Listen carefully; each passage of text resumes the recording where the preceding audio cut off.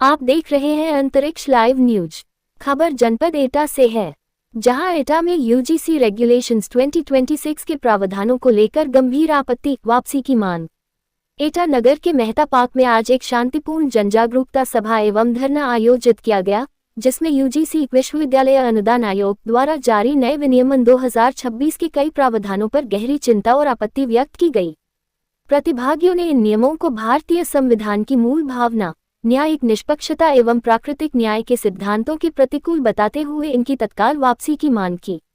प्रदर्शनकारियों ने तर्क दिया कि जातिगत भेदभाव एक सामाजिक कलंक है और इसके विरुद्ध कठोर कार्रवाई आवश्यक है, किंतु किसी भी कानून का उद्देश्य समाज में बंटवारा पैदा करना या कानूनी प्रक्रिया के दुरुपयोग का मार्ग खोलना नहीं होना चाहिए।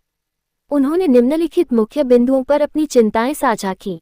कानून के दुरुपयोग की रोकथाम का अभाव। नए नियमों में यदि कोई व्यक्ति झूठे या दुर्भावनापूर्ण आरोप लगाकर किसी निर्दोष को फंसाता है, तो उस शिकायतकर्ता के विरुद्ध कार्रवाई का कोई स्पष्ट प्रावधान नहीं है।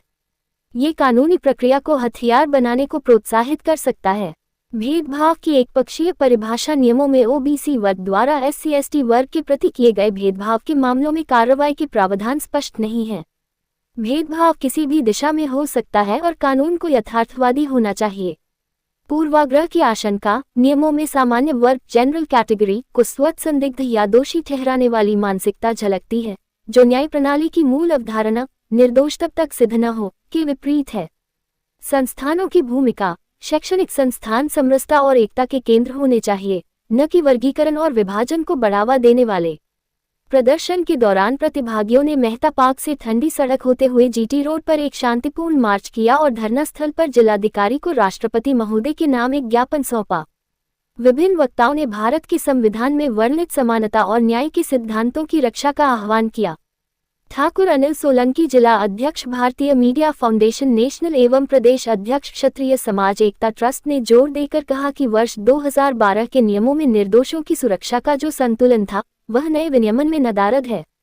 उन्होंने मांग की कि सरकार इन नियमों की तत्काल समीक्षा करे और नीति निर्माण से पहले जमीनी स्तर की सामाजिक जटिलताओं को समझने के लिए व्यापक विचार विमर्श करे। सचिन गुप्ता ने कहा कि वह यूजीसी रेगुलेशंस 2026 को वापस ले और एक ऐसा संतुलित ढांचा बनाए जो सभी नागरिकों के लिए न्याय सुनिश्चित करते हुए जातिगत भेदभाव का वास्तविक समाधान प्रस्तुत कर सके। निशिकांत शर्मा एडवोकेट ने कहा कि जिस वक्त भारतीय मीडिया फाउंडेशन नेशनल एटा के नेतृत्व में धरना दिया जा रहा था, उस वक्त सुप्रीम कोर्ट का जो आदेश आया है उसकी लोगों ने सराहना की और धन्यवाद दिया कि हमको संवैधानिक प्रक्रिया पर भरोसा है। दुलारे भदौरिया, विशनपाल चौहान, प्रशांत गुप्ता, पूर्व सभासद वसीम हुसैन, श्यामवीर सिंह सोलंकी, एडवोकेट बृजकिशोर दीक्षित, बबलू पंडित, अभिषेक तोमर, संजीव गुप्ता, रामू चौहान ने भी सभा को संबोधित किया। सवर्ण समाज के लोगों ने मांग रखी और से अपील की कि वह यूजीसी रेगुलेशंस 2026 को वापस ले और एक ऐसा संतुलित ढांचा बनाए जो सभी नागरिकों के लिए न्याय सुनिश्चित करते हुए जातिगत भेदभाव का वास्तविक समाधान प्रस्तुत कर सके।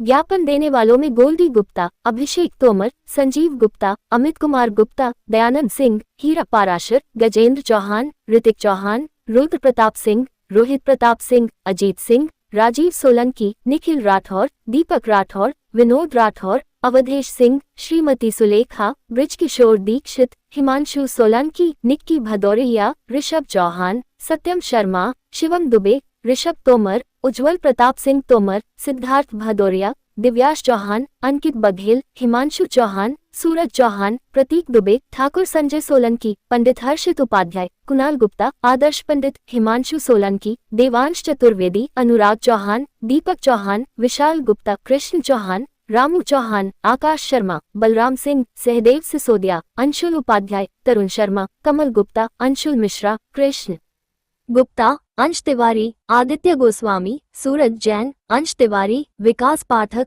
ब्रिजेश कुमार सहित कई गणमान्य नागरिक एवं सामाजिक कार्यकर्ता। ये हाथ किसका है? सुनील भैया, हाथ आ रहा है। अच्छा, आपके द्वारा आज विरोध प्रदर्शन किया जा रहा है, किस मामले को लेकर किया जा रहा है, क्या जानकारी है? भारत मीडिया फाउंडेशन नेशनल एटा के नेतृत्व में एटा के बुद्धिजीवी, पत्रकार, सभी सवर्ण समाज के लोग और अन्य समाज के लोग भी हमारे साथ हैं।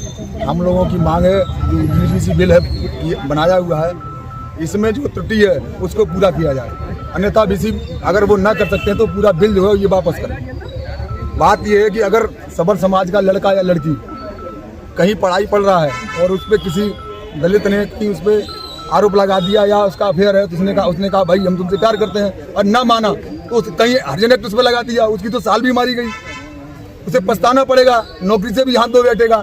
अगर वो कानून जिसको उसमें मुकदमा लगाया है अगर वो दोषी मुक्त होता है, वो झूठा है, तो क्या जो मुकदमा लगाने वाले पे बराबर दर्जा होगा, उस पर भी उसके वही कार्रवाई इस पर होगी? ये इसमें क्यों छिपाया गया?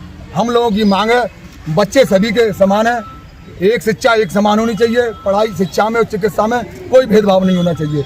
जैसे बच्चे हमारे हैं वैसे दलित के हैं, वैसे सबर समाज के हैं, वैसे ओबीसी के हैं, लेकिन शिक्षा में जो भेदभाव है तो ऐसे तो अलग कर दीजिए, समर के लिए अलग विद्यालय खोल दीजिए और एससी और ओबीसी के लिए अलग खोल दीजिए। ये क्या भेदभाव का लगा रखा है? इन लोगों का नारा था सबका साथ सबका विकास। हमें ऐसा लगता है ये सबका साथ तो ले रहे हैं मगर सबका नाश कर रहे हैं। मांग पूर्ण नहीं की गई तो क्या करेंगे आगे? ये आंदोलन आगे तक जाएगा, सड़क से संतत जाएगा। और मेरा मानना ये है जैसे अलंकार जी ने इस्तीफा दिया है, जो यहाँ एसडीएम भी रहे थे टाकलेसर में, बरेली में थे, मैं चाहूँगा ऐसे प्रशासन अधिकारी भी जो सबर समाज के लोग हैं या जो भी हमारे समर्थक हैं इस कानून के, कि ये कानून वापस लिया जाए। एक सांसद हैं, विधायक हैं, किसी भी पार्टी के हों, सब लोग इस्तीफा दें, इस कानून को वापस कराने के लिए सड़क पर आएँ और अपने बच्चों का भविष्य सुधार करें।